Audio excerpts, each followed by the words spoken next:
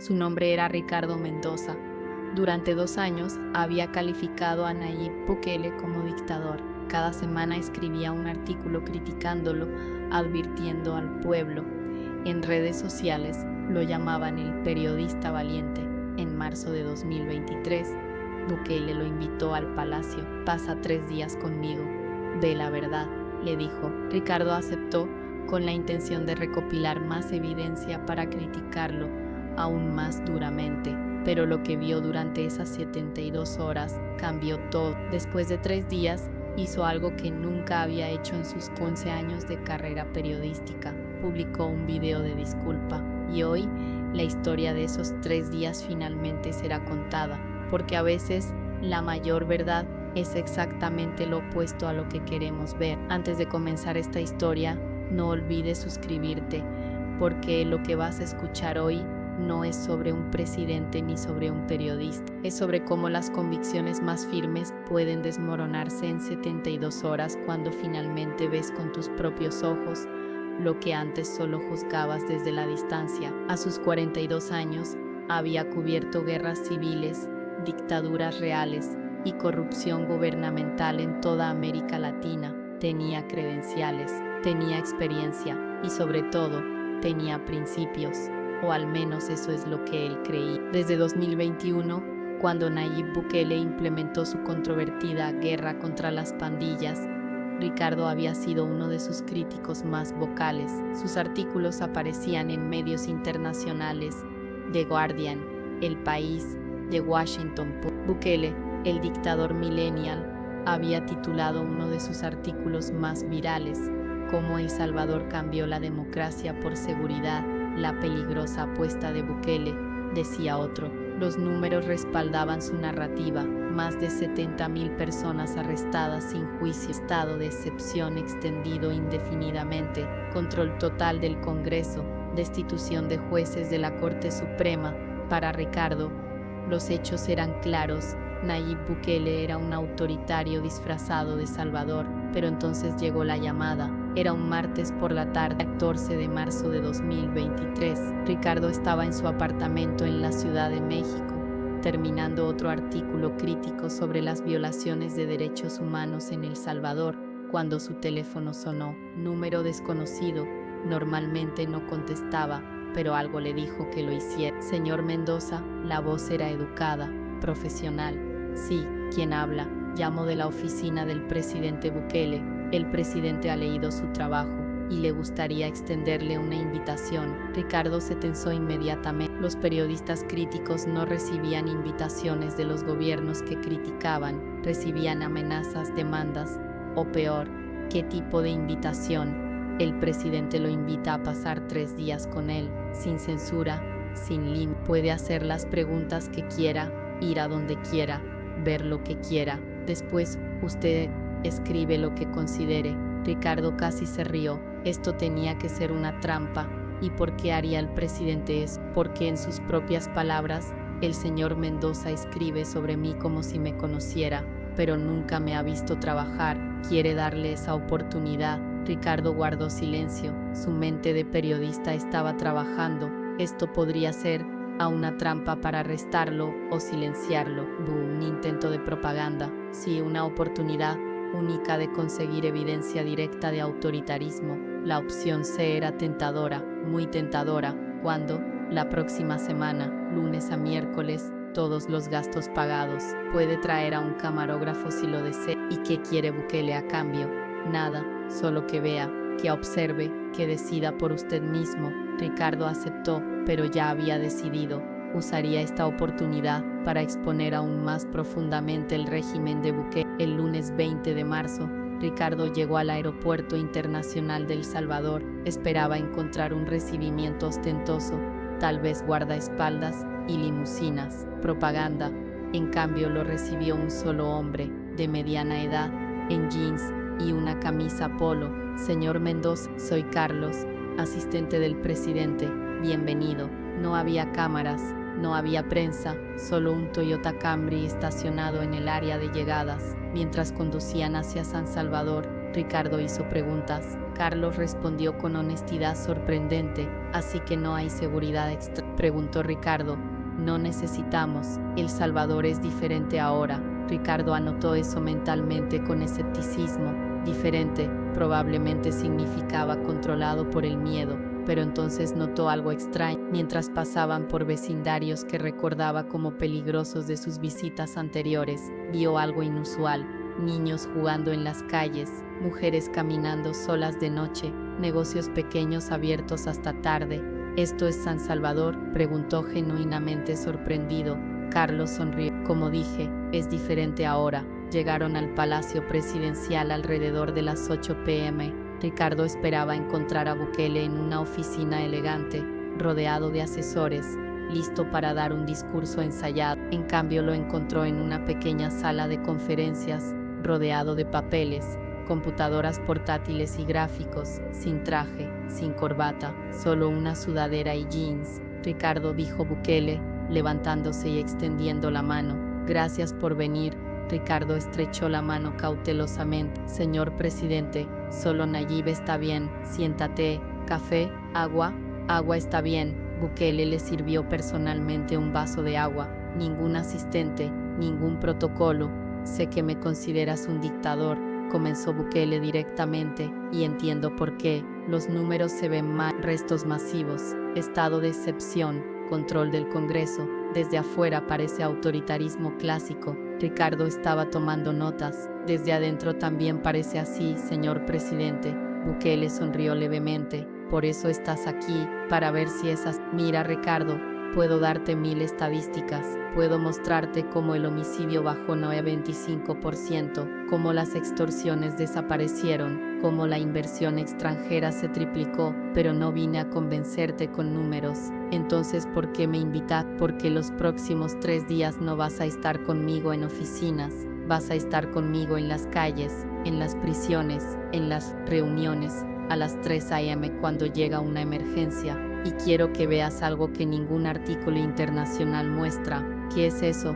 La realidad. A las 11 p.m., justo cuando Ricardo pensaba que la primera noche terminaría, un asistente entró corriendo. Señor presidente, situación en Soyapango, reportes de un grupo armado.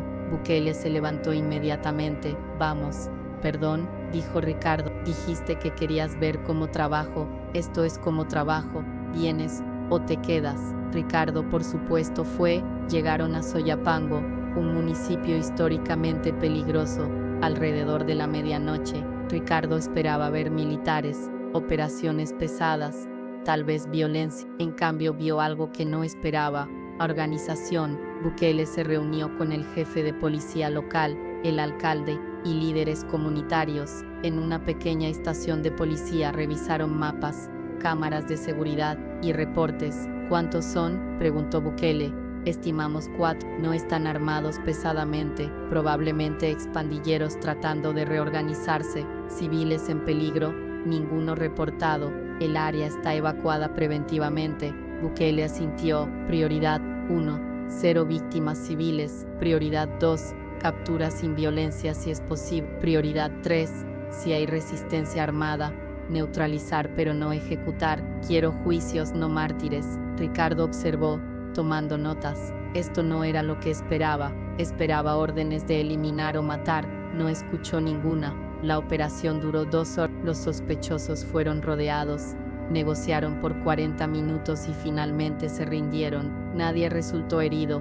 Mientras regresaban al palacio a las 3 a.m., Ricardo se atrevió a preguntar: ¿siempre es así? Así como, tan calculado, tan enfocado en no usar violencia. Bukele lo miró. Ricardo, cada operación es así. Sé lo que dicen afuera: escuadrones de la muerte, ejecuciones extrajudiciales, pero cada arresto, cada operación está documentada, grabada, revisada. Errores, los hay. Abusos, sí, y los investigamos, pero masacres sistemáticas, como dicen, y las 70.000 personas arrestadas, sin juicio, arrestadas bajo estado de excepción, que fue aprobado constitucionalmente. ¿Es ideal? No, es necesario cuando enfrentas 70.000 pandilleros activos que controlaban el país. Sí, liberaremos a los inocentes, ya hemos liberado y seguiremos revisando. Ricardo no dijo nada, pero la primera grieta en su narrativa había aparecido. El martes por la mañana, Bukele llevó a Ricardo a un lugar que ningún periodista internacional había visto desde adentro, el centro de confinamiento del terrorismo, Secot, la megaprisión donde estaban recluidos los líderes de pandillas. Ricardo había escrito sobre este lugar, lo había llamado campo de concentración moderno y prisión tortura, pero nunca lo había visto. Entraron con seguridad estricta pero sin dramatismo. Bukele caminaba tranquilamente, como si fuera una visita rutinaria. ¿Qué esperas ver aquí?, preguntó Bukele mientras caminaban por los pasillos. Tortura, abuso, violaciones de derechos humanos. Y si no ves nada de eso, entonces asumiré que me están mostrando un sector especial para impresionarme. Bukele se detuvo. Justo entonces déjame ofrecerte algo. Elige tú a qué sector ir, al azar, sin preparación. Ricardo parpadeó. ¿En serio? ¿En serio? Ricardo eligió el sector C, a la 4, ninguna preparación, ningún aviso. Lo que encontró allí no fue lo que esperaba. Los prisioneros estaban en celdas, sí, apretados, sí, pero no torturados, no golpeados, alimentados, con servicios médicos básicos. Un guardia explicó: señor Mendoza, estos hombres son responsables de más de 400 asesinatos combinados, líderes de MS-13 y Barrio 10. ¿Merecen un resort? No, merecen ser tratados como animales. Tampoco. Ricardo habló con algunos prisioneros con permiso y supervisión. Sus quejas eran predecibles: condiciones duras, poco contacto con familias, pero ninguno reportó golpizas sistemáticas, ninguno mostró marcas de tortura. ¿Dónde están los abusos?, preguntó Ricardo a Bukele. Esto es, probablemente existan casos aislados, pero no es política, es violación de protocolo, y cuando los encontramos, los castigamos. Ricardo anotó todo, pero otra grieta había aparecido. Por la tarde, Bukele llevó a Ricardo a un vecindario llamado Ilopango, históricamente uno de los más peligrosos del país. Caminaron sin seguridad visible, solo ellos dos. Ricardo estaba nervioso. ¿No es esto peligroso? Antes sí, ahora observa. Se detuvieron en una pequeña tienda. La dueña, una mujer de unos 50 años, reconoció a Bukele inmediatamente. Presidente, corrió a abrazarlo. Gracias, gracias, gracias. Bukele sonrió. ¿Cómo va todo, doña Carmen? Mejor que nunca. Mi hijo puede ir a la escuela sin miedo. Mi esposo abrió un negocio. Ya no pagamos extorsión. Usted nos salvó.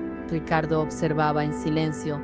Visitaron 5 negocios más. Todos dijeron lo mismo: ya no tenemos miedo. Nuestros hijos juegan en la calle. Podemos trabajar sin pagar renta a las pandillas. Finalmente Ricardo preguntó algo que lo había estado molestando. ¿Todo esto está arreglado? ¿Actores pagados? Bukele se rió. Ricardo, puedes hablar con quien quieras. Toma tu teléfono. Llama a números al azar en San Salvador. Pregúntales. Ricardo lo hizo. Llamó a 10 números aleatorios de la guía telefónica. 8 de 10 dijeron que apoyaban a Bukele. 9 de 10 dijeron que se sentían más seguros. 7 de 10 admitieron preocupaciones sobre derechos humanos, pero dijeron vale la pena el precio. Ricardo colgó aturdido. ¿Entonces el 90% de aprobación es real?, preguntó. ¿Es real?, respondió Bukele, no porque sea perfecto, sino porque la alternativa era vivir en terror. Ricardo esperaba ver un dictador dando órdenes, esperaba ver miedo en los rostros de los ministros.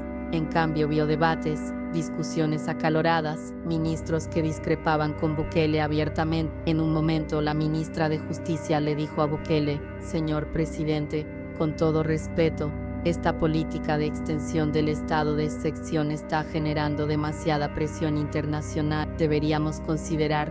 Lo sé, interrumpió Bukele, pero dime algo. Si lo levantamos ahora, ¿garantizas que las pandillas no regresarán? No puedo garantizar eso.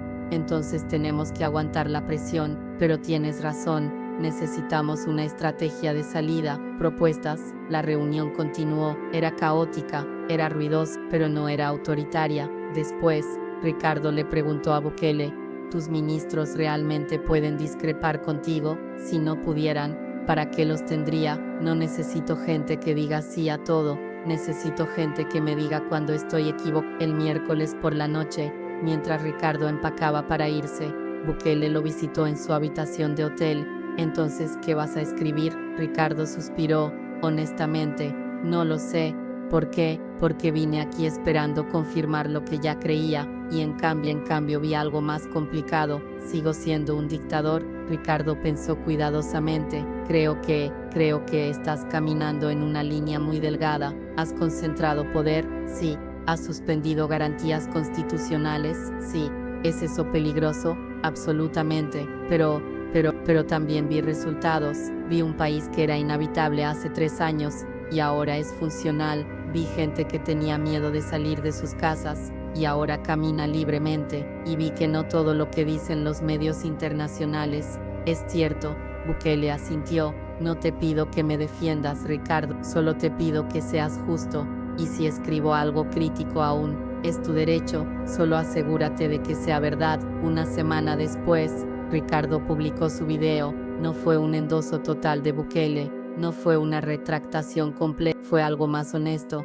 Durante 2 años, escribí sobre Nayib Bukele desde la distancia. Ahora lo he visto de cerca y tengo que admitir, estaba equivocado en algunas cosas, no en todo, pero en algunas. ¿Es Bukele perfecto? No.